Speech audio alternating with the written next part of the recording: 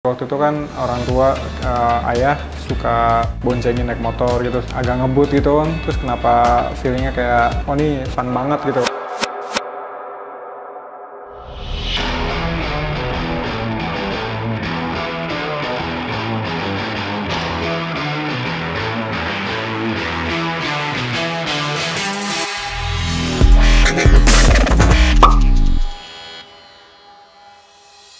Nama saya Dimas Egi Pratama, saya pembalap motor, umur saya 29 tahun. Dari kelas 3 atau 4 SD gitu, pernah diajak orang tua nonton balapan di Depok, karena waktu itu tinggalnya di Depok. Terus kelas 5 mulai diajak latihan di sirkuit, di Sentul. Baru mulai ikut kejuaraan daerah itu kelas 6 SD sampai 1 SMP gitu.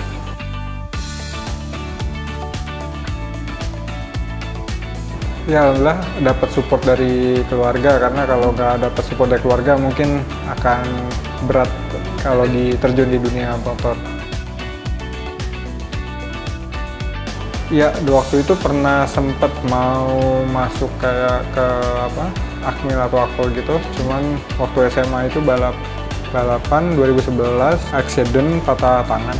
Terus sempet nanya juga sama teman-teman yang keluarga angkatan gitu, katanya kalau udah ada patah gitu agak sulit kan untuk masuk ke Akmil atau Akpol gitu. Jadi fokusnya tetap di balap motor aja.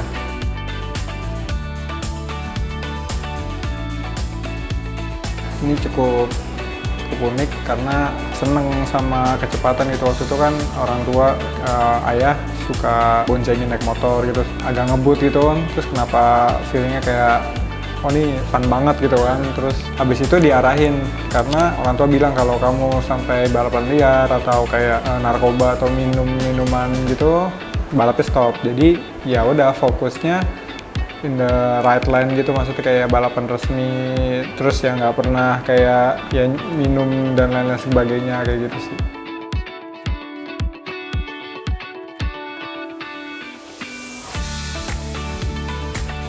Kayak baik itu kayak sebutannya sih, kalau dulu kan kayak pacar gitu ya, maksudnya kita harus tahu banget karakternya si motor itu. Kalau di balapan ya karakternya si motor itu seperti apa. Motor itu ada ban, ada suspensi, terus ada di luar motornya pun ada tim teknis. Nah, kita harus mengerti semuanya jadi satu paket supaya bisa maksimalin potensi yang ada di motor dan di pembalap khususnya untuk bisa achieve hasil yang bagus.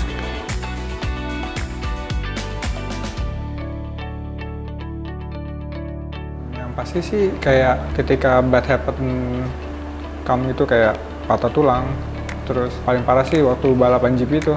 Jadi ketika dapat kesempatan bisa ke GP di Assen itu di Belanda, saya ditabrak sama pembalapnya Valentino VR46 itu, Stefano Manzi, gegar otak di belakang. Terus 1 minggu tuh setiap bangun dari posisi tidur atau turun dari mobil pasti muntah terus gitu kan. Akhirnya tim waktu itu dikontrak sama tim Jepang, Honda Motor. Oke, Dimas istirahat dulu, tapi istirahatnya harus kehilangan 7 balapan, itu sih yang paling sedihnya. Tapi pas balik ke sini coba recovery, ternyata emang kalau head concussion gitu emang nggak gampang. Jadi setiap orang tuh pasti recovery-nya beda-beda, dan yang case-nya saya itu 3-4 bulan lah, 3,5 sampai 4 bulan case. Jadi miss 7 balapan itu yang paling sedih banget, karena kan pas di Grand Prix tapi ada accident gitu, tapi habis itu bisa comeback lagi di balapan Thailand, pilih Thailand, Motegi sama Malaysia sama Valencia. Plus ada pandemi, itu juga jadi sedih lagi karena di 2020 sempat vakum dulu karena untuk pemulihan healing juga. Terus event race di Asia nggak ada, cuman ada di Eropa. Sedangkan waktu ada case yang gegar otak itu lebih baik untuk back one step gitu buat jam nanti kan. Akhirnya 2021 bisa race lagi.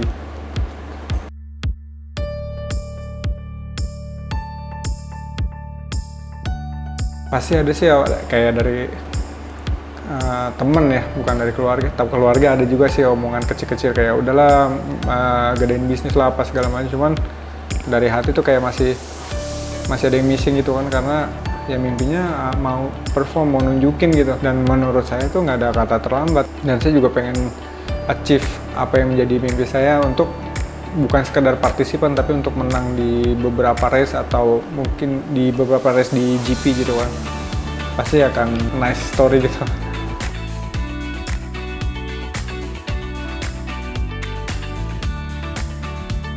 Saya waktu 2013 sama Astra Honda main di Suzuka 4 Hours di Jepang itu, kita jadi pertama orang Indonesia yang menang kejuaraan tersebut endurance 4 jam.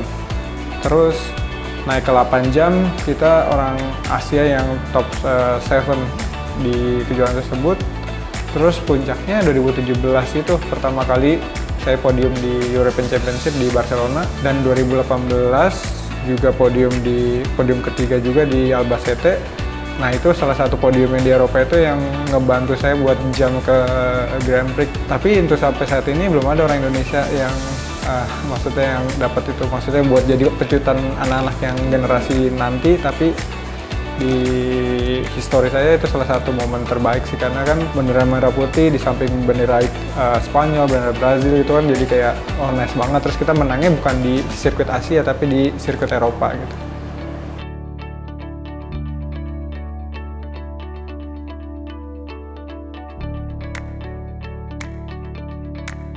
Saya sedihnya tuh orang-orang di Indonesia tuh selalu ngangkatnya cuma bulu tangkis, bola, dan lain sebagainya yang di Asia Games. Tapi dari balap motor, saya juga bisa bawa bendera merah putih ke podium di internasional.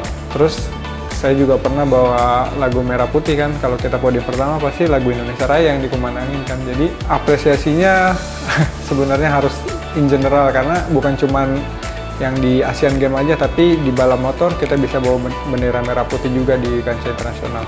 Apalagi sekarang udah ada sirkuit Mandalika, dan Pak Presiden juga support. Harusnya bisa lebih support lagi pembalap-pembalap tanah air.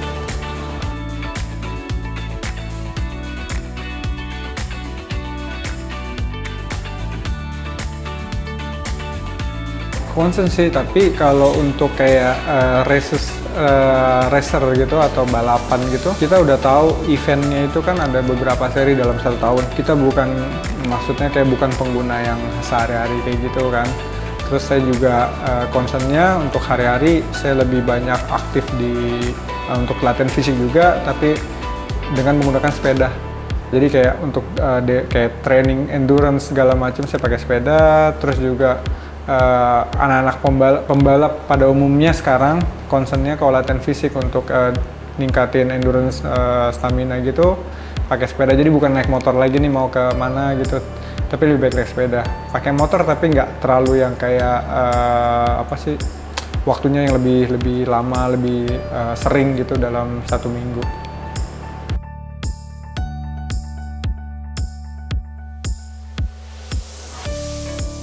Sekarang itu untuk jadi pembalap itu menurut saya cukup mudah. Kenapa? Karena sekarang wadahnya ada. Kayak contoh misalnya pabrikan yang satu dia punya kayak racing school, pabrikan yang satunya lagi juga punya racing school. Bisa masuk ke, terserah arahnya mau kemana, bisa pilih salah satu. Terus mereka juga punya penjenjangan sampai ke Asian Talent Cup kayak yang ada di Mandalika kemarin itu. Dari situ bisa dikirim ke Eropa, bisa main Red Bull Rookies, bisa masuk ke Moto3. Sebenarnya udah banyak banget. Nah, kalau yang untuk pencinta balapan di jalan gitu kan, atau balapan lurus gitu, sekarang udah ada fasilitasnya. Pak Kapolda kan bikin, dan Ketua IMI bikin track di Ancol. Itu juga menurut saya wadah untuk menyalurkan gitu kan. Yang terpenting buat anak-anak kecil ya yang suka balapan, suka ngebut-ngebutan, jangan ngebut-ngebutan di jalan, karena resikonya tuh nyawa kalian. Dan sedangkan umur kalian panjang, cita-cita kalian kan bukan mau stop umur 11-12 di jalanan kan, tapi ambil contoh saya mau di GP, ya udah tanamkan itu, coba kerja keras dan segala macam, insya Allah pasti ada jalan.